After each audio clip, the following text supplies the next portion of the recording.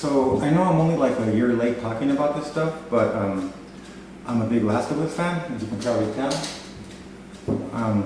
I decided to make this video because, as most people know, The Last of Us 2 was one of last year's biggest games and also one of the most controversial. Controversial mainly because the original was so beloved and a lot of people didn't like the direction in which they took the story. There's a lot of different opinions. Some people still thought it was a good game, other people thought that it ruined the franchise completely. So I'm going to give my honest opinion and sort of review of the game. If anyone would rather just read what I have to say, I posted the whole thing down in the description. First, let me just say that the original Last of Us was one of my favorite games of all time. Since the day I finished it 7 or 8 years ago, The Last of Us had been my #1 franchise. It was at the top of all my gaming lists or movies or any type of influential media, really. That's just to give you an idea of how special I thought it was. So when The Last of Us 2 was announced, it obviously became my most anticipated game. When the leaks came out, I was able to avoid them. I was aware that whatever had been leaked wasn't being received very well, but I had no idea what it was. To me, the trailers and everything looked amazing.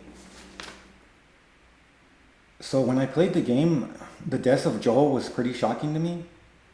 He wasn't my favorite character, Ellie was. I'm probably the minority there. But I still couldn't believe it. I remember I was playing in the middle of the day and I had to go to work soon. So I just left it like that. But I couldn't focus at work. I mean, this felt like way more than just a video game.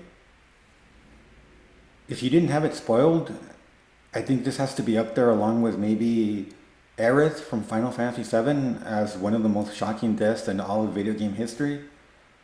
But unfortunately, a lot of people did have it spoiled, and I think that changed a lot of people's perceptions. And it wasn't just his death either for me. I mean, it was who killed him and how. I really hated how the people who killed Joel looked. They reminded me of some liberal college types or something. You know, the whole thing was just like a gut punch right out of the gate, and then I still had to play the rest of the game like that. I really hated them, especially Abby.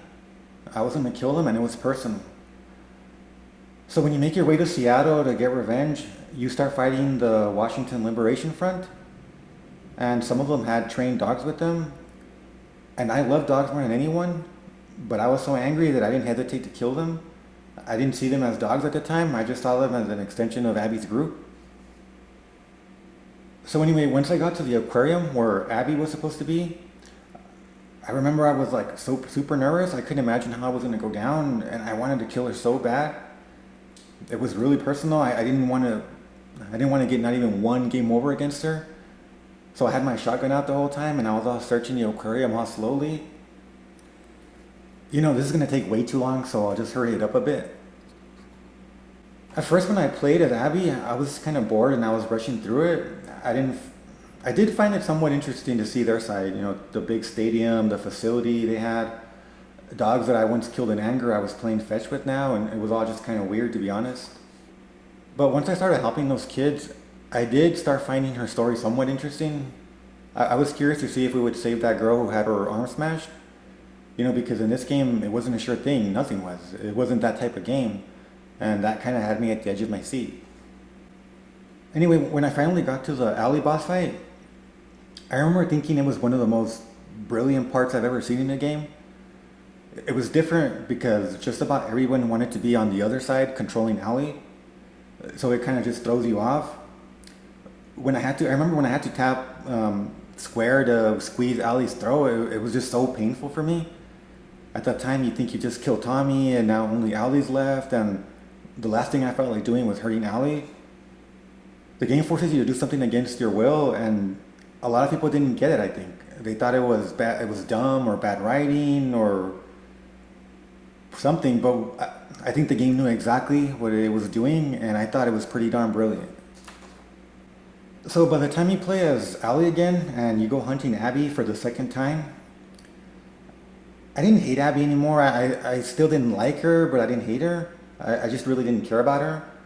I cared about Ellie, and I understood that she was just on a path of self-destruction. Whether she killed Abby or not, I knew nothing good could come out of it. So then it ends, and The ending was a bit anticlimactic in my opinion. It doesn't leave you with the same wow factor of the first one. It left me a bit burned out, to be honest. The last 2 hours were just about watching Ellie kind of beat her head against the wall. So overall, I don't think it was as good as the first one. I do think there's some fair criticism there. If someone were to say that The Last of Us 2 leaves the franchise in a weaker position than the original did, I would totally 100% agree with that.